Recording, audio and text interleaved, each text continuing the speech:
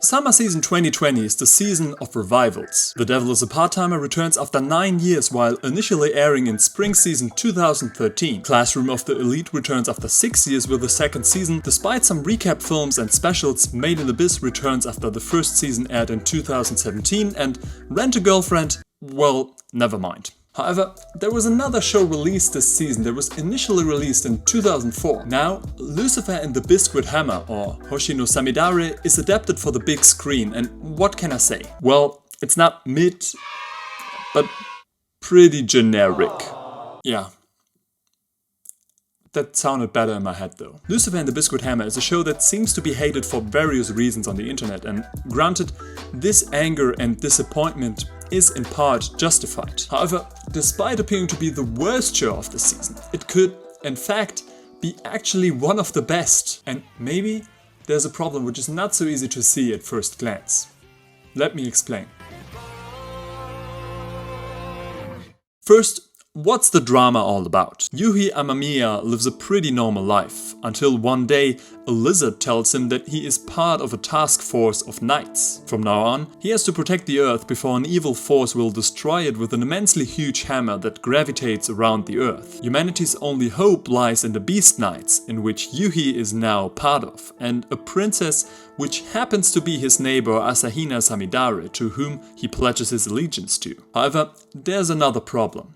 She plans to destroy the Earth herself. If all of this sounds a little bit convoluted to you, then yeah, you're right. There's a lot going on in Lucifer and the Biscuit Hammer, and it feels a little all over the place. There has been a lot of criticism going on, and by far the most prominent one, which comes close to insulting a majesty, committing a war crime, or even worse, skipping a Kaguya-sama opening, was that you could not see Samidare's underwear in certain scenes. Even before the show aired, a lot of people were concerned about the quality, so let's address the great monkey in the room. The animation style is not the best. The movement feels off in certain scenes, everything appears to be kinda static. I would say that the production is even below your average seasonal anime. But my real problem after watching the first episode was, do I really care for these characters?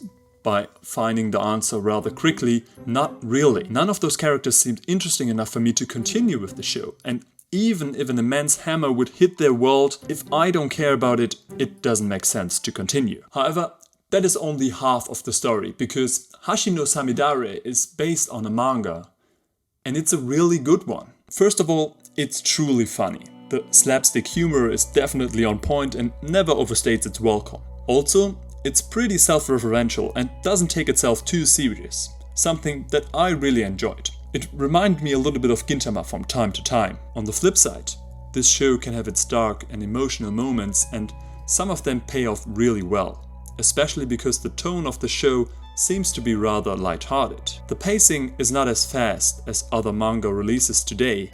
It takes its time to introduce its characters and the plot, but you always have the feeling that among the lighthearted moments, something bad is about to happen. It felt like the beginning of Bleach, where the normal life of Ichigo and his friends could be constantly interrupted by an hollow emerging. Also, the characters can be truly interesting. Yui seems like an unlikable protagonist at first, and his decision to blindly follow Samidare doesn't seem to make sense. But when we learn about his tragic past, especially how he grew up, we tend to understand his actions more and more. Samidare, on the other hand, seems to be a likable girl. However, there is something mysterious about her presence that kept me constantly interested. The whole manga, its world and its secrets is frequently unfolding in front of us, and there are a lot of mysteries that are yet to be uncovered. It takes some time, yes, but at least for now, I can promise you that there is a worthy payoff. The question now is, how does a presumably good manga end up in such a,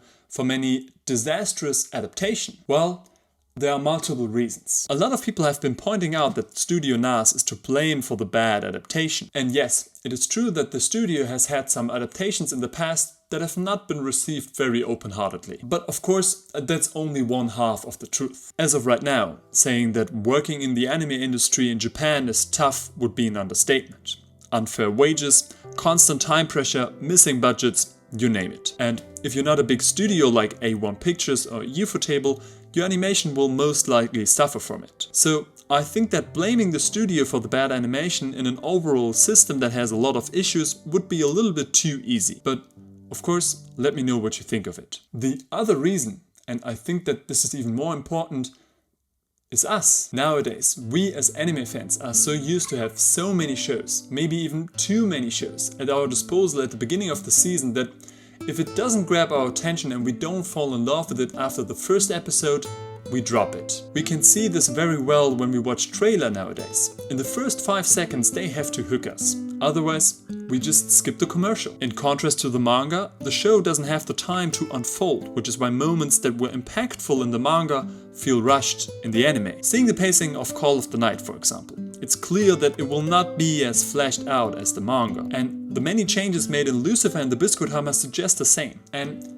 I know that this is probably a hot take, but I'm not really sure if shows like Death Note or Full Metal Alchemist Brotherhood that really take their time to introduce their plot and its characters wouldn't be overlooked in our seasonal cycle only because it's not 100% action right away. And yes, Lucifer and the Biscuit Hammer is not a perfect piece of art. Some of the dialogue in manga and anime is pretty cheesy. Some character motivations feel implausible and the monster design did not catch me personally. After all, it is an odd show and you have to like it. But if you do and you feel like continuing it, then you should. Either by reading the manga or giving the anime a second chance. Sometimes we have to give shows the benefit of the doubt. I know, with so many great pieces of art airing in the entertainment industry, constantly trying to grab our attention, it can be a burden to say that we won't drop a show after episode 1 because some random guy on YouTube told us that it could have potential. But I'm sure you know this feeling. Sometimes it's exciting to jump into the unknown and give oneself the chance to experience something that needs a little more time to unfold. Who knows? Maybe something truly amazing awaits you. So, what do you think about Lucifer and the Biscuit Hammer? Are you watching the show right now or do you read the manga? Please let me know in the comments down below. Of course, it would be really nice if you liked this video and subscribe to the channel. That would be really nice and it would help me out a lot. As always, thank you guys so much for watching and I hope to see you guys in the next video. Bye bye.